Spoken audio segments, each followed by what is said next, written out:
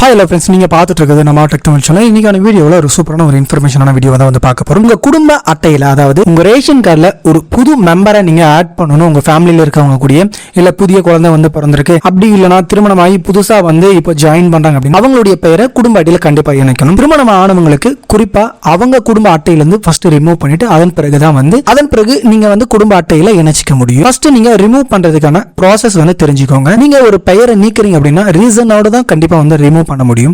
Reason இல்லாம நீங்க வந்து அப்ளை பண்ணீங்க அப்படின்னா கண்டிப்பா ரிஜெக்ட் வந்து ஆகிடும். இந்த வீடியோல எப்படி வந்து ஆட் பண்றது அப்படிங்கறத வந்து பார்க்கலாம். நெக்ஸ்ட் வீடியோல எப்படி பெயரை வந்து ரிமூவ் பண்றது அப்படிங்கறத நம்ம வந்து பார்க்கலாம். இந்த மாதிரியான இன்ஃபர்மேஷனான வீடியோஸ் உங்களுக்கு ரெகுலரா வேணும் அப்படின்னா மறக்காம நம்ம சேனல்ல கீழ இருக்கக்கூடிய ரெட் கலர் பட்டனை பிரஸ் பண்ணி சப்ஸ்கிரைப் பண்ணிக்கோங்க. கூடவே ஒரு பெல் ஐகானோட கிளிக் பண்ணிட்டீங்கன்னா நாங்க போடக்கூடிய வீடியோஸ்ல உங்களுக்கு உடனுக்குடன் நோட்டிபிகேஷன் வந்துடும். இந்த குடும்ப அட்டையை பொறுத்த வரைக்கும் நமக்கு கொடுத்திருக்கக்கூடிய வெப்சைட் என்னன்னு பாத்தீங்க அப்படின்னா TNPDS அப்படின்னு சொல்லக்கூடிய இந்த ஒரு போர்ட்டல் மூலமா தான் நீங்க குடும்ப அட்டை சம்பந்தமாக எல்லாமே பண்ண முடியும். இந்த வெப்சைட்டோட லிங்க் கீழே டிஸ்கிரிப்ஷன்ல கொடுத்துருக்கேன். குரோம் பிரவுசர் யூஸ் பண்ணிருந்தீங்க அப்படின்னா tnpds.gov.in நீங்க லாகின் வந்து பண்ணிக்கோங்க. இந்த இடத்துல பயனர் உள்நுழைவு இருக்கும், அதை கிளிக் பண்ணிக்கோங்க. இந்த இடத்துல உங்க குடும்ப அட்டையோடு இணைக்கப்பட்டுள்ள உங்க மொபைல் நம்பரை என்டர் வந்து பண்ணிக்கோங்க. அதன் பிறகு கீழே கேப்சா இருக்கும், இதையும் வந்து கேப்சா என்டர் பண்ணிட்டு நீங்க பதிவு செய் அப்படிங்கறத கிளிக் பண்ணிக்கோங்க. இப்போ உங்களுக்கு OTP வந்து 7 டிஜிட்ல வந்து ரிசீவ் ஆயிருக்கும்.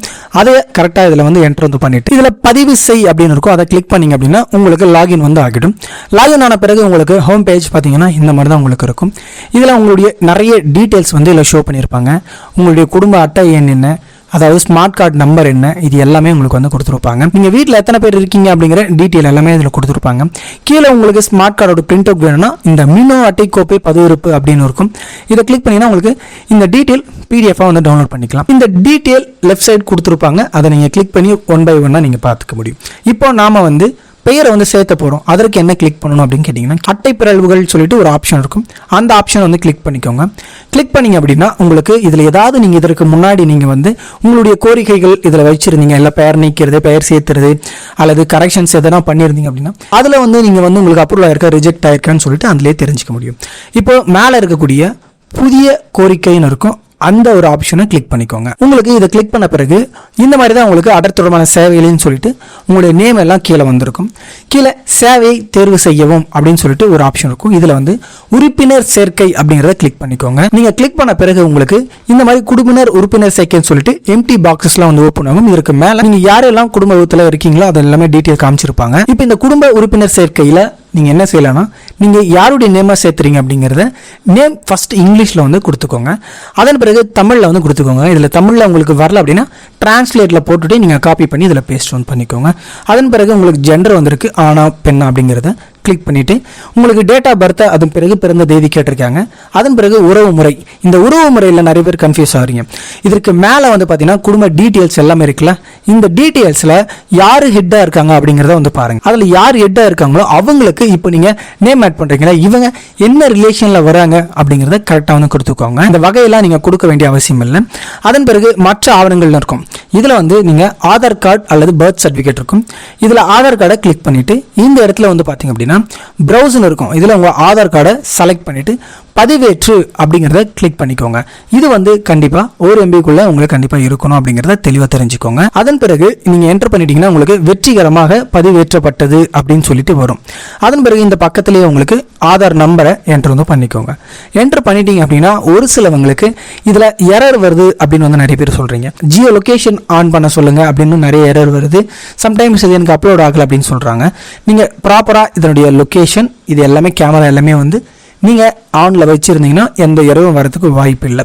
இது எல்லாத்தையும் டீட்டெயில ஃபில் பண்ண பிறகு உறுப்பினரை சேர்க்க அப்படின்னு சொல்லிட்டு கீழே ஆப்ஷன் இருக்கும், அந்த ஆப்ஷனை நீங்க கிளிக் பண்ணிக்கோங்க. இப்போ உங்களுக்கு பாத்தீங்கன்னா கோப்பு வெற்றிகரமாக பதிவேற்றப்பட்டது அப்படின்னு வரும். நீங்க வந்து இதுல உறுப்பினர் சேர்க்கையை கிளிக் பண்ண பிறகு உங்க ஆதார் நம்பருக்கு OTP வந்து சென்ட் ஆகும். அதன் பிறகு ஆதார் லிங்க் பண்ணியிருக்கக்கூடிய மொபைல் நம்பருக்கு SMS உங்களுக்கு OTP வந்திருக்கும். அந்த OTP அதுல பதிவு செய் அப்படின்னு போட்டுட்டு நீங்க பதிவு செய்ய கிளிக் பண்ணிடுங்க. ஒருவேளை இந்த ஆதார் நம்பர் வேற ஏதாவது குடும்ப அட்டையில லிங்க் பண்ணியிருந்தீங்க அப்படின்னா இது உங்களுக்கு கம்ப்ளீட் ஆகாது. ஸோ இதையும் நீங்க வந்து OTP என்டர் பண்ணிட்டீங்க அப்படின்னா உங்களுக்கு சக்சஸ்ஃபுல்லியா உங்களுக்கு கீழே இந்த மாதிரி ஆட் ஆயிடும். ஆட் ஆன பிறகு கீழே உங்களுக்கு டெக் பாக்ஸ் இருக்கும். கிளிக் பாக்ஸை கிளிக் பண்ணிவிட்டு பதிவு செய் அப்படிங்கிறத வந்து கிளிக் பண்ணிக்கோங்க.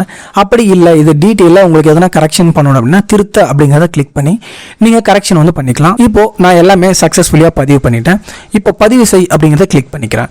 கிளிக் பண்ண பிறகு உங்களுக்கு குறிப்பு என்னன்னு சொல்லிட்டு சக்ஸஸ்ஃபுல்லாக வந்துடும். தங்களது கோரிக்கை வெற்றிகரமாக பதிவு செய்யப்பட்டு விட்டது அப்படின்னு சொல்லிட்டு உங்களுக்கு வந்திருக்கும். இந்த குறிப்பு என்ன நோட் பண்ணிக்கோங்க. இதை நோட் பண்ணிட்டு இதனுடைய ஸ்டேட்டஸை நீங்கள் செக் பண்ணணும் அப்படின்னா இந்த வெப்சைட்ல ஹோம் பேஜை கிளிக் பண்ணீங்க அப்படின்னா இந்த இடத்துல உங்களுக்கு அட்டை தொடர்பான சேவை நிலைய அறிக்கை இருக்கும். அதை கிளிக் பண்ணி இந்த இடத்துல உங்களுடைய கோரிக்கை என்ன அந்த குறிப்பு என்ன வந்து சப்மிட் பண்ணிட்டு பதிவு செய்ய கிளிக் பண்ணினா உங்களுக்கு அக்னாலஜ்மெண்ட் டவுன்லோட் பண்ணிக்காதான ஆப்ஷன் வரும். இதில் தமிழ்லையும் டவுன்லோட் பண்ணிக்கலாம், இங்கிலீஷ்லையும் டவுன்லோட் பண்ணிக்கலாம்.